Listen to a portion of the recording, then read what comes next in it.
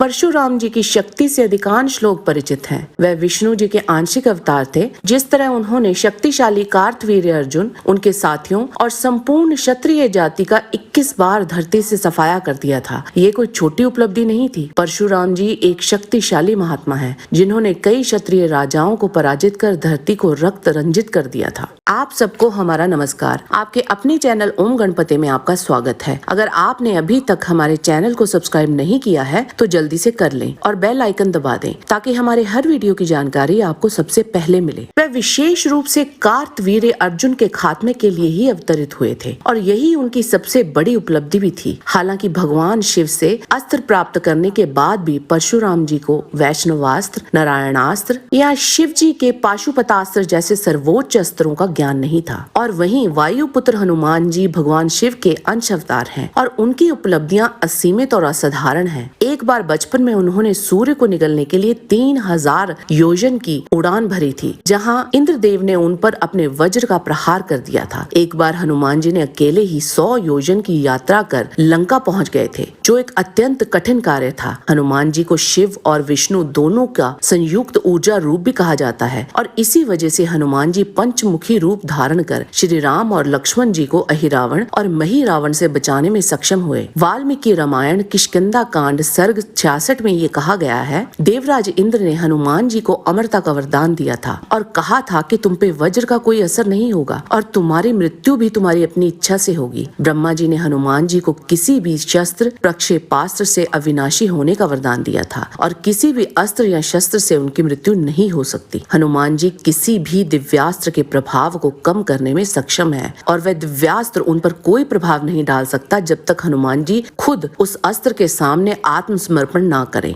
हनुमान जी ने न केवल संपूर्ण लंका को जलाया था, बल्कि इसके साथ साथ 80,000 शक्तिशाली किमकर राक्षसों को भी मार दिया था। वाटिका में रावण के 5 महारथी सेनापतियों को वध किया था। इसके साथ रावण के पुत्र अक्षय और प्रहस्त के पुत्र जाम्बू वाली को भी मार डाला था। कुछ समय उपरांत उन्होंने प्रहस्त के अन्य 7 पुत्रों को भी मार डाला था। हनुमान जी द्वारा लंका दहन की तुलना भगवान शिव द्वारा त्रिपुरा नगरों को जलाए जाने से भी की जाती है। हनुमान जी बड़े से बड़े पर्वतों को आसानी से उठा लेते थे और वाल्मीकि रामायण के अनुसार रावण ने भी ये माना था कि उसने हनुमान जी जैसे शक्तिशाली वानर को कभी नहीं देखा। हनुमान जी ने लंका के युद्ध क्षेत्र में अकंपन नामक एक शक्तिशाली राक्षस का भी वध किया था। यहाँ तक के मुख्य युद्ध में भी हनुमान जी ने रावण के पुत्रों सहित रावण के और भी कई सेनापतियों को पराजित कर उसका वध किया था। रावण को भी अपने शक्तिशाली मुक्के के प्रहार से लहूलुहान कर लगभग बेहोश कर दिया था। कुंभकर्ण को भी घायल कर उसका शक्तिशाली शूल को तोड़ डाला था। हनुमान जी ने श्री राम, लक्ष्मण और करोड़ों वानरों की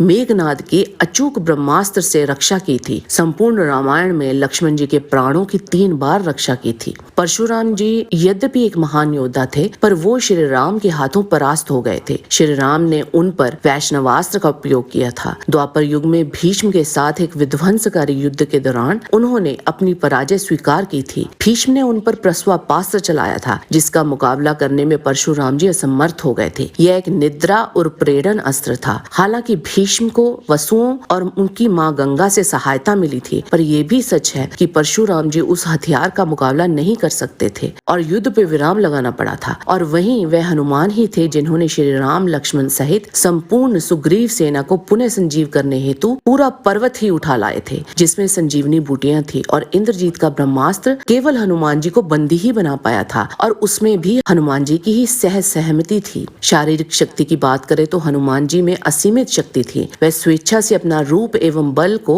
घटा बढ़ा सकते थे। हनुमान जी के विरुद्ध परशुराम जी की प्रक्षेपास्त्र भी विफल हो जाते, क्योंकि हनुमान जी को किसी भी अस्त्र या शस्त्र से अविनाशी होने का वरदान था। कुछ समय के लिए परशुराम जी के अस्त्र उन्हें रोक जरूर पाते, पर अंततः हनुमान जी ही विजयी होते। इसीलिए महाभारत और रामायण के आधिकारिक संस्करण के अनुसार निस्संदेह हम ये कह सकते हैं कि हनुमान जी परशुराम जी की तुलना में कहीं आगे थे। आज के वीडियो में बस इतना ही। जाने से पहले लाइक बटन जरूर दबा दीजिए और वीडियो अच्छा लगा है तो शेयर कीजिए। आपसे फिर मिलते हैं एक नए रोचक वीडियो के साथ। तब तक के लिए आप सबको हमारी शुभकामना। नमस्कार।